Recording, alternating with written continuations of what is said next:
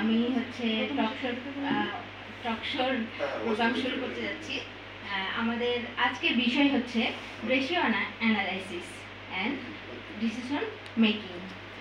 আমার পাশে বসে আছেন বিশিষ্ট বিভিন্ন জায়গা থেকে উপস্থিত হয়েছেন। আমি তাদের সাথে পরিচয় করাই দিচ্ছি। পলাশ চৌধুরী, পরিচালক, ইপসা। তারপরে আছেন নাজমুল হোসেন, হচ্ছে প্রকৃতি।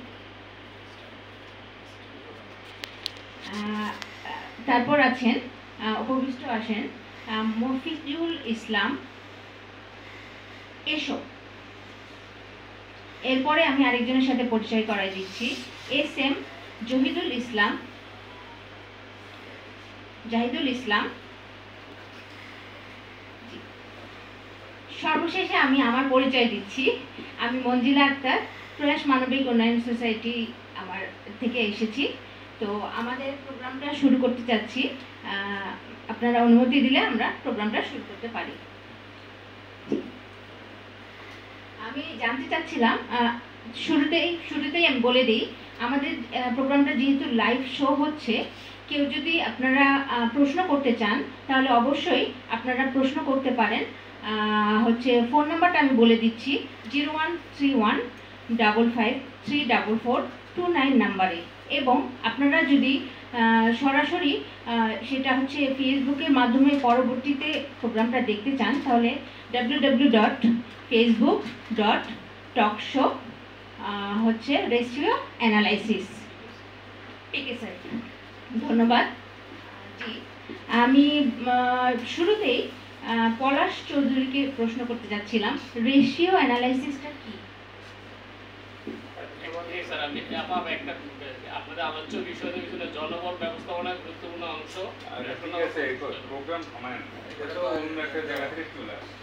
না না, তো ওনারা যেটা আলাপ করবে ওইটা তো আরে ওটা পরে ফিডব্যাক দিবেন আপনি। এখন কে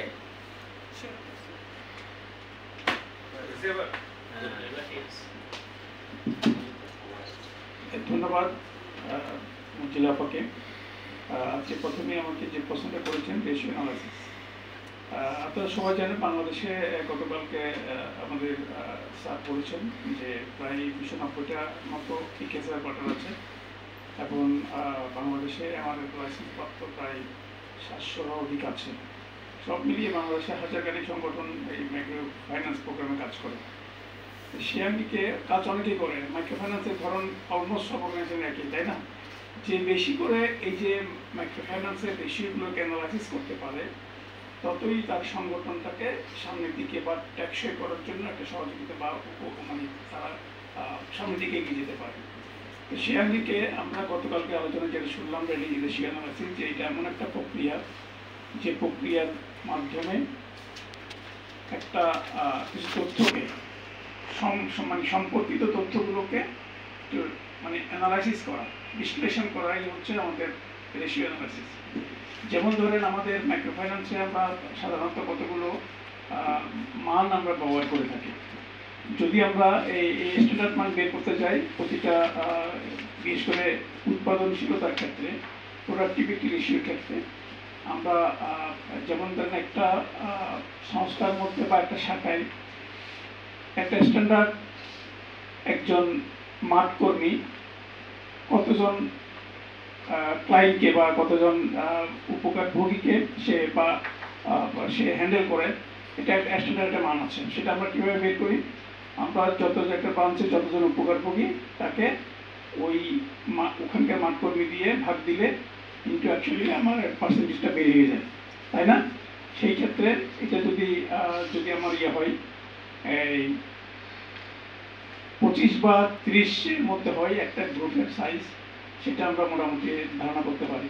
আর যদি একটা মাঠ কর্মী 375 থেকে 450 পর্যন্ত হ্যান্ডেল করে তাহলে এটা বাংলাদেশের প্রেক্ষাপটে এটা স্ট্যান্ডার্ড বা আদর্শ মান হিসেবে আমরা করতে পারি।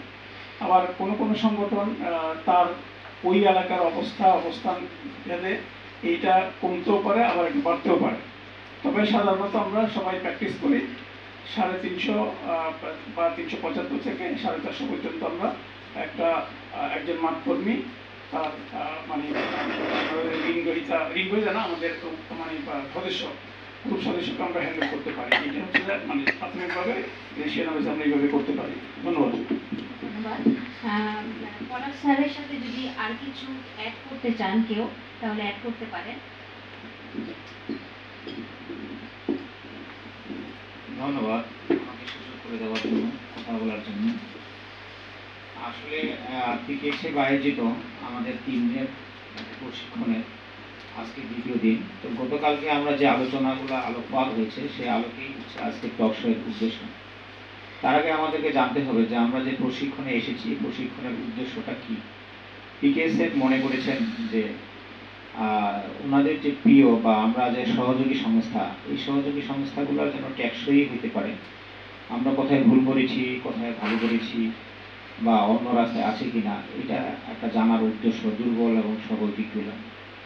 পাশাপাশি হচ্ছে হলো যে আমাদের স্থায়িত্বের কিছু বিষয়, আমাদের কার্যকলাপগুলোকে আরও বেগবান করার জন্য আমাদের এই প্রশিক্ষণের উদ্দেশ্য। তো প্রশিক্ষণের উদ্দেশ্যের পাশাপাশি বলবো যে রেশিও অ্যান্ড অ্যানালাইসিস যে বিষয়টা আমাদের মধ্যে আছে এবং ডিসিশন মেকিং, সিদ্ধান্ত গ্রহণের সহযোগিতা বা সহায়তা করা। রেশিও হচ্ছে হলো অনুপাত আর অ্যানালাইসিস হচ্ছে বিশ্লেষণ। রেশিও অ্যানালাইসিস যে অনুপাত বিশ্লেষণের যে কয়েকটা ইন্ডিকেটর আছে, সবগুলো ইন্ডিকেটরের মধ্যে 2-1টা যদি ধরা হয় যে প্রতিষ্ঠান তাদের আদায়ের হার কেমন, প্রতিষ্ঠান কতটুকু ঝুঁকিতে আছে, একটা সমিতির গড় সাইজ কত, তারপরে একটা কর্মীর ঋণস্থিতি কত, ঋণী কতজন, এই যে অনুপাতগুলোকে বিশ্লেষণ করাই হচ্ছে আমাদের রেশিও অ্যানালাইসিস। অনুপাতের মানদণ্ড থাকে, একটা হচ্ছে যে ন্যূনতম মান, আর একটা হচ্ছে আদর্শ মান, আর একটা হচ্ছে কাঙ্ক্ষিত মান। ন্যূনতম মানটা হচ্ছে যদি আমি বলি যে পরীক্ষা দিয়েছি, আমি পাস করেছি সময় মতো 33 মার্ক পাই, শুধু পাস, আসলে এইটা কিন্তু একটা আদর্শ মান নয়। আদর্শ মান হতে গেলে আমাকে হয়তো স্টার মার্ক 80 বা 90 একটা বিষয় থাকে, কিন্তু প্রতিষ্ঠান মনে করতেছে যে আমি এখানে থাকবো না, তাহলে আমাকে যাইতে হবে কোথায়, কাঙ্ক্ষিত মানে। তো এইটাই হচ্ছে যে এই রেশিও অনুপাত বা এটা একটা কাঙ্ক্ষিত মানদণ্ড, এইভাবেই আমরা অ্যানালাইসিস করতে পারি। কারণ কর্মকাণ্ড অনুপাতের বিষয়টা হচ্ছে আর একটা হচ্ছে যে ফলাফল অনুপাত। কর্মকাণ্ড অনুপাত আমরা যা করেছি, আমাদের যা একটা করার পর একটা রেজাল্ট বের হয়ে গেল, এইখানে দেখা যায় যে আমি খারাপ কিছু করেছি, এর মধ্যে কি হয়, ট্রিটমেন্ট হয়। এই ট্রিটমেন্টের পর কি হবে, তো সেখানে ফলাফল, ট্রিটমেন্টের পর যে রেজাল্টটা পাওয়া যাবে সেটাকেই হচ্ছে ফলাফল অনুপাত বা রেজাল্ট অ্যানালাইসিস। হ্যাঁ, এটাকে বলা হবে আর কি। এরপরে যদি বলা যায় অনুপাত বিশ্লেষণের ধরন, অনেকগুলো উপায়ে আমরা ট্রিট করতে পারি ধরনগুলা। তো আমি একটু মোটামুটি সময়টাই নিচ্ছি। হ্যাঁ, অনুপাত বিশ্লেষণের ধরন যেমন হচ্ছে উলম্ব বিশ্লেষণ, যেটাকে বলা ভার্টিক্যাল, হরিজেন্টাল।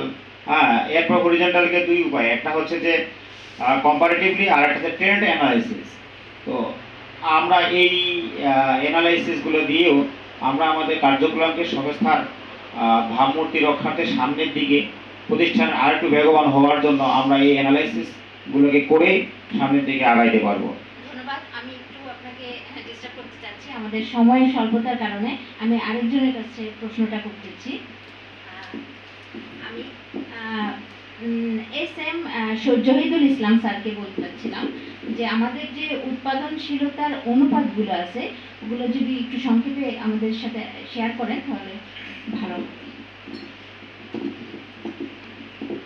আসসালামু আলাইকুম। আমরা মূলত কালকে যে আলোচনা শুনেছি এবং সেটা বুঝেছি, সেটা হচ্ছিল অনুপাতটা আমরা প্রথমে 2 ভাগে ভাগ করেছি। একটা হচ্ছিল আর্থিক অনুপাত আর কার্যক্রম। তো কার্যক্রমের মধ্যে আমাদের এমআইএস জাতীয় এই জিনিসগুলো থাকবে, সদস্য, তারপরে ঋণস্থিতি, তারপরে সঞ্চয়, অন্যান্য। আর এআইএসের মধ্যে আমাদের আর্থিক যেই বিষয়গুলো থাকবে সেটা হচ্ছিল আয়, ব্যয়, হ্যাঁ, এই জাতীয়। তো এরপরে আমরা আরও কার্যক্রম সম্পর্কে যেগুলা শুনেছি এবং যেটুকু বুঝেছি আমরা যেটা ন্যূনতম অর্থাৎ একটা অনুপাতের মানদণ্ড হবে ন্যূনতম, আদর্শমান এবং কাঙ্ক্ষিত। তো এই কাঙ্ক্ষিত ন্যূনতম যেটা একবারেই নয়, সেটা না করলেই নয়। এই জিনিসটা যেটা হচ্ছিল ভাই বলল আমাদের পাস মার্ক যেমন 33, এই 33টা পেয়েছি, সেটা হচ্ছিল ন্যূনতম। আর যেটা হচ্ছিল কাঙ্ক্ষিত, যেটা আমরা একটা বেজ আছে 70 বা 80 এর মধ্যে পুষতে পারিনি বা এই পর্যায়ে হচ্ছিল আদর্শ, যেটা হচ্ছিল 80, মানে যেটা প্রয়োজন তার চাইতেও একটু বেশি পরিমাণে অর্জন। ধন্যবাদ। ধন্যবাদ স্যারকে। এবার আমি চলে যাচ্ছি নাজমুল হোসেন জি, ওনাকে আমি অনুপাত সম্পর্কে উৎপাদনশীল অনুপাত সম্পর্কে কিছু বলতে যাচ্ছি। ধন্যবাদ। আমার নাম মোহাম্মদ রাফিজুল ইসলাম, আমি এসব থেকে আসছি। এটা আমার জীবনের ফার্স্ট ট্রেনিং। আসলে উৎপাদনশীলতা সম্বন্ধে যেটা বোঝাচ্ছে, একটা হচ্ছে ফিল্ড ওয়ার্কারের গড়ে হচ্ছে 300 থেকে 350 থেকে 400 সদস্য থাকা একটা অত্যাবশ্যকীয়, এবং এফওপতি সুমতি যেটা থাকা দরকার 17 থেকে 18, এটা একটা আদর্শ মানের বলা যায়। আর জিডি যেটা আছে একটা রেল স্থিতি বা পোর্টফোলিও বলা হয়, এটা সর্বনিম্ন হচ্ছে 1 কোটি থেকে 1.5 কোটির মধ্যে থাকলে একটু ভালো হয়। এটা আমাদের কাছে যেটা আলোচনা হয়েছে, এই আলোচনার মাধ্যমে